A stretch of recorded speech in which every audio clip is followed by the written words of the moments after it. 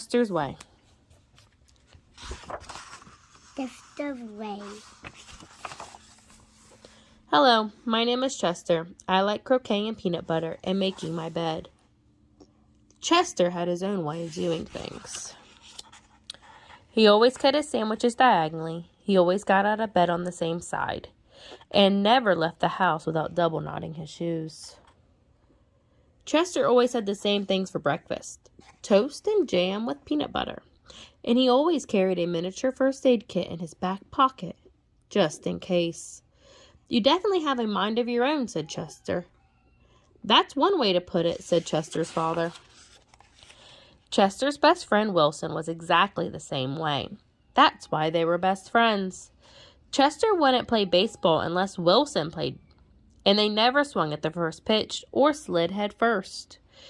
Wilson wouldn't ride his bike unless Chester wanted to, and they always used hand signals.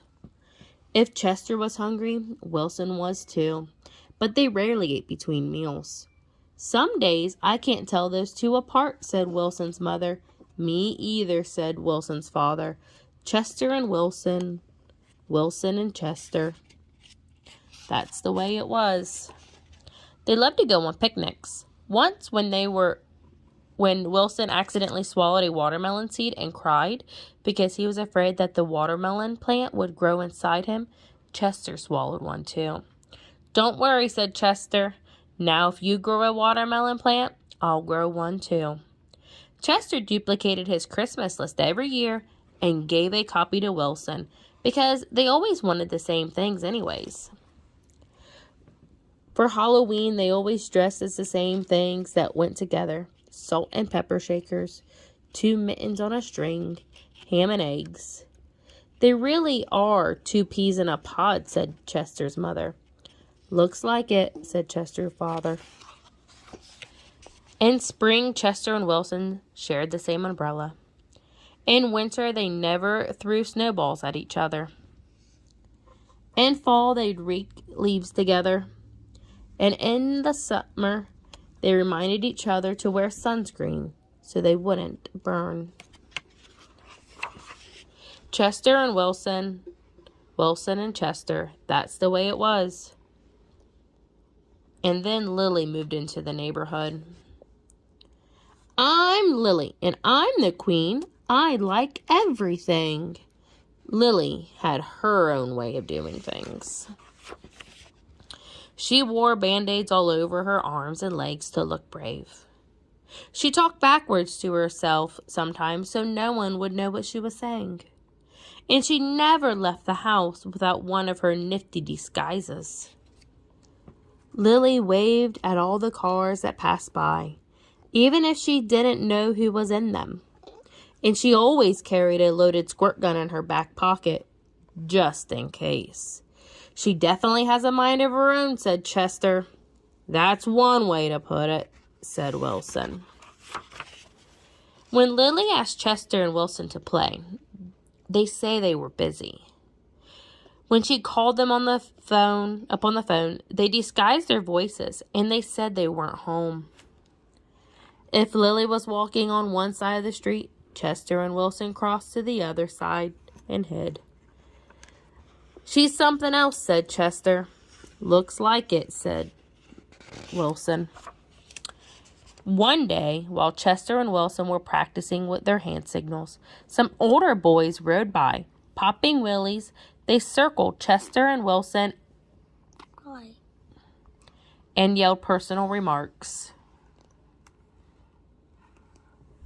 Chester and Wilson didn't know what to do. Just when they were about to give up hope, a fierce-looking cat with horrible fangs jumped out of the bushes and frightened the older boys away. Okay. And are you who I think you are? Chester asked the cat. Of course, the cat replied. Thank you, Lily, said Chester. You're welcome, Chester, said Lily. Thank you, Lily, said Wilson. You're welcome, Wilson, said Lily. I'm glad you were wearing a disguise, said Chester. And I'm glad you had your squirt gun, said Wilson. I always do, said Lily. just in case. Afterwards, Chester invited Lily over for lunch. "You have a Muscle Mouse cup?" said Lily. "Of course," said Chester. "I do too," said Lily. "Same here," said Wilson.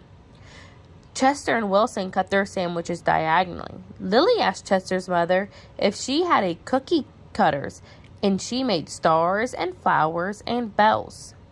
"That's really neat," said Chester. "Wow," said Wilson. That night, Lily invited Chester and Wilson to a sleepover. "You have a nightlight?" said Chester. "Of course," said Lily. "I do too," said Chester. "Same here," said Wilson. Chester and Wilson wanted toast with jam and peanut butter for breakfast the next morning. "Boring," said Lily. "Try this instead." "This is good," said Chester. "Wow," said Wilson. After that, when Lily asked Chester and Wilson to play, they said yes. When she called them up on the phone, they had pleasant conversations. And if Lily was walking on one side of the street, Chester and Wilson waved and ran to catch up with her. Chester and Wilson taught Lily hand signals, and she taught them how to pop willies. Lily taught Chester and Wilson how to talk backwards, and they taught her how to double knot her shoes.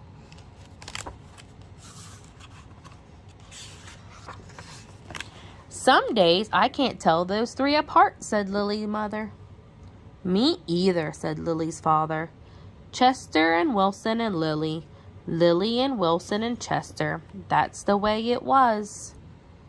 For Halloween, they dressed as the three blind mice. For Christmas, Lily gave Chester and Wilson nifty disguises, and they gave her a box of multicolored shoelaces, extra long for double knotting. They loved to go on picnics. When Chester and Wilson told Lily about how they had each swallowed a watermelon seed once, Lily swallowed 3 of them. "I'll grow a watermelon plant for each of us," she said.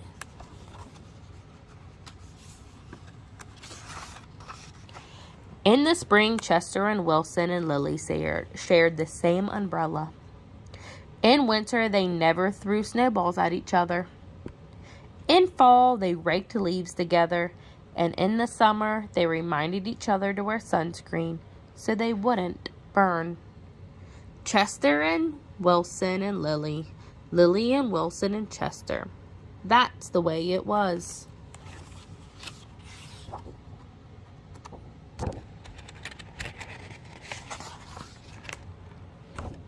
And then Victor moved into the neighborhood. The end.